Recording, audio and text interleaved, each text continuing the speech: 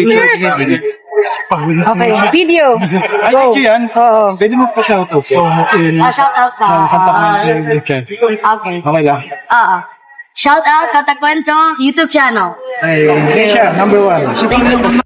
Yon, kamusta mga boss? Welcome dito sa ating munting channel, ang Kanta Kwento. Right. Nagbabalik na naman tayo para sa another content natin. Syempre, Mission Souls. Yeah. So, gusto ko lang po tawag dito. Gusto ko lang purihin yung isa sa mga nag-gift ng guitar dito kay Neisha. So, actually, nung December 16 pa nila to pinost sa ating Mission Souls Army FB group, no? So, pero ngayon kasi, no, nilabas na ng Mission Souls mismo ang kanilang sample dito sa gitarang niregalo, no? Ito lang naman ang gitarang Steve Morse Y2D guitar, mga kwento. Palakpakan natin. Salamat. Isang signature guitar yan. Pero bago natin talakayin ng gusto yan ng tuloy, mga kwento, hingin ko muna ang yung like, share, and subscribe. 81k na tayo, mga kwento. Malapit na mag 100. Tulong-tulungan na natin ito. Salamat sa pag-subscribe nyo at pananatili dito sa ating channel. So, yun na nga. Na-curious ako dito sa gitara kasi di ako masyado talagang maalam sa mga gitara, no? Actually, meron ako dito acoustic guitar. Pero sa mga ganyang mga pang big time na gitara, wala tayong idea. So, nag-search tayo, mga kwento. Nag-search tayo. Tumataginting pala to na 200,000, mga kwento, no? So, ibig sabihin, ang pagmamahal sa Family Band Mission Souls talagang priceless. Tama ba, mga kakwento? Priceless talaga, no? At yan nga, taga ibang bansa ito, no? At tinaasahan nga na puntahan niyo yan sa mga kwento sa ating Facebook group na Mission Souls Army. Yan, nandiyan yung post nila, and then gusto ko rin panoorin natin to, although nandun na sa kanilang YT channel, no? So kung nandito na kayo, gusto ko lang panoorin natin yung kanilang ginawang pag-sample dito, pag-receive dito, mga kwento, no? So talaga nakakatuwa sa puso na yung nag-a-appreciate sa ating Filipino band, cover band artist, Family Band Mission Souls, no? Mga kwento. Ano natin? I-recap lang natin ng sandali itong kanilang tribute nila sa gitara. So panoorin muna natin to. Video, pasok.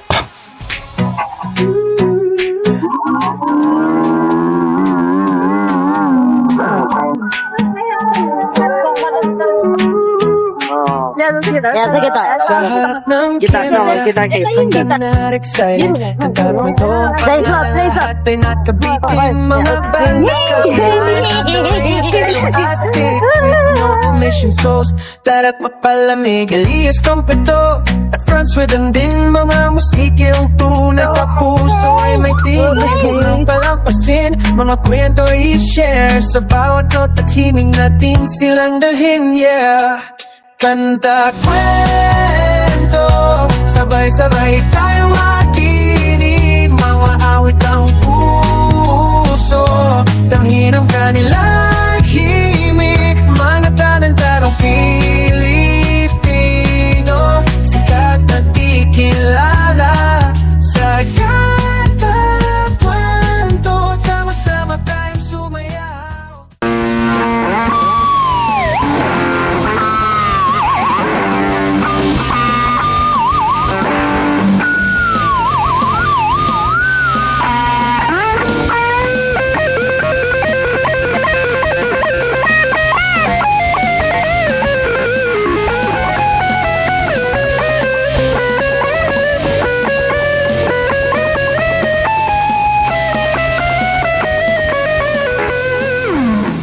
Kanta kwento, sabay-sabay tayong makinig. Mga awit ang puso, tanghin ang kanilang himig. Mga tanang-tarong Pilipino.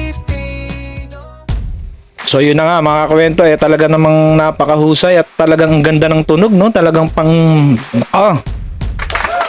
di mo talaga sabi ang pag binigay mo talaga ang iyong effort at ang iyong galing at ang iyong talento, hindi mo talaga masasabi kung anong blessing talaga ang darating sa'yo at mga bonuses na lang yan. At syempre, no, bakit nga ba siya binigyan ito mga kwento, no? Although hindi ito ang first time na nabibigay sa kanya, pero mapapansin natin talaga yung pagiging generous ng mga fans, no? So bakit nga ba siya binigyan nito? No? Bakit nga ba? Kaya anong idea niyo? So syempre, ang unang dahilan diyan kaya nakaka-receive ng ganitong blessing ang ating nation ng Mission Souls Band. Eh syempre dahil dito. Panoorin natin 'to. Sings a song, sounds like she's singing. Ooh, ooh, ooh.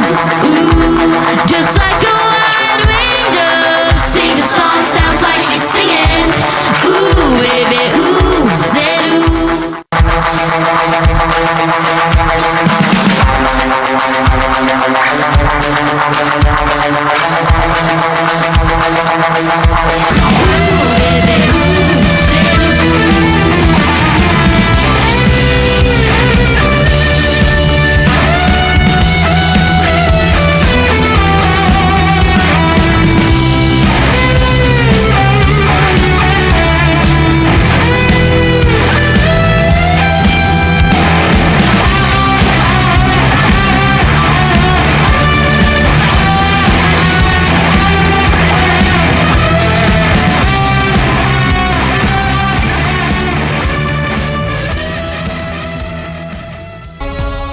At hindi may tatanggi mga kakwento na talagang pagdating sa rock and roll music or kahit saang music, eh guitarist talaga ang sumusunod sa vocalist na talagang nabibigyan ng atensyon. Real talk yan. Dahil syempre sa mga malulupit na kamay ng paggigitara at pagpapaiyak sa gitara, no? At yan nga ay kuwang-kuwa nitong ating Neisha, ang batang-batang Neisha mga kakwento. Palakpakan natin muli. So eto, panoorin pa natin tong karugtong ng ating ginawang mga clips video. Sige, dyan lang kayo at samahan nyo ako ha. Panoorin natin.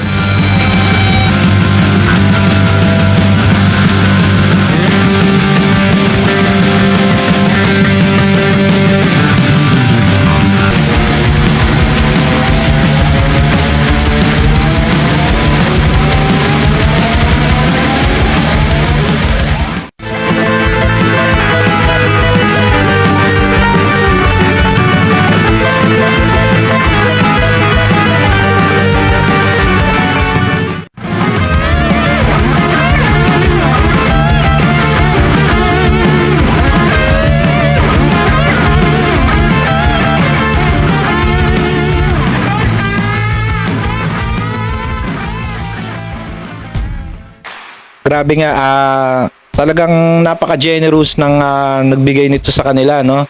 Na talagang walang pera, walang abala. Basta maipahayag mo lang yung ano mo, yung kagustuhan mo na maipaabot ito sa hinahangaan mo, no? So kung ako nga lang nakakaluwag-luwag mga kwento, eh talagang nako. So syempre, hanggang dito lang muna tayo talaga, sa pablog-vlog lang muna tayo.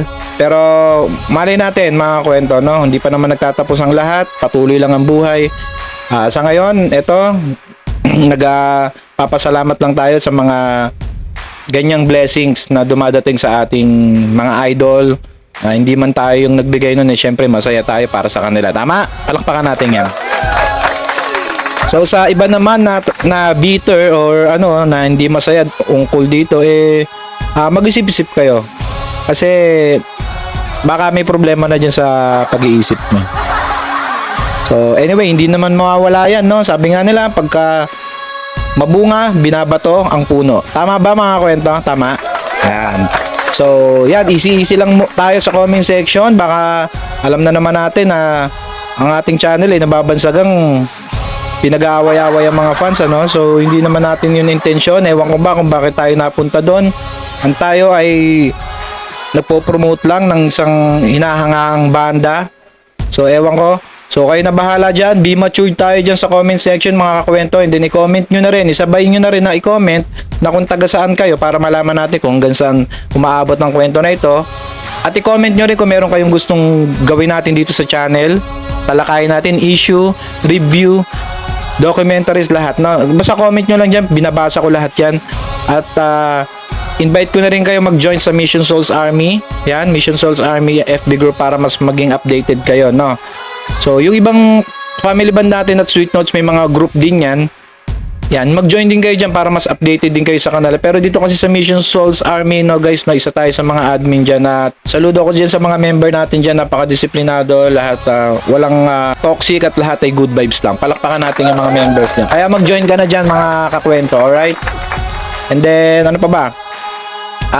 Nga pala, ang next content natin, abangan nyo mga kakwento, Zombie.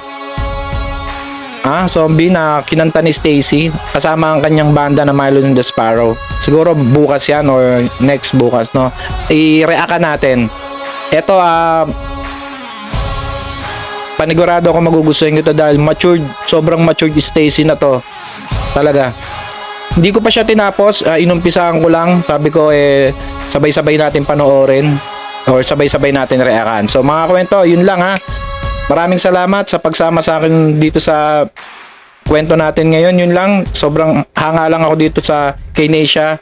At syempre, hindi lang ako yung umahanga sa kanila. Kaya naman, yung ibang umahanga sila na makakaluwag-luwag sa buhay, binibigyan sila ng ganyang blessings. So muli, ito ang kanta kwento na nagsasabing, mabuhay ang talentong Pilipino. Salamat. Kanta kwento, sabay-sabay tayo makinig, mga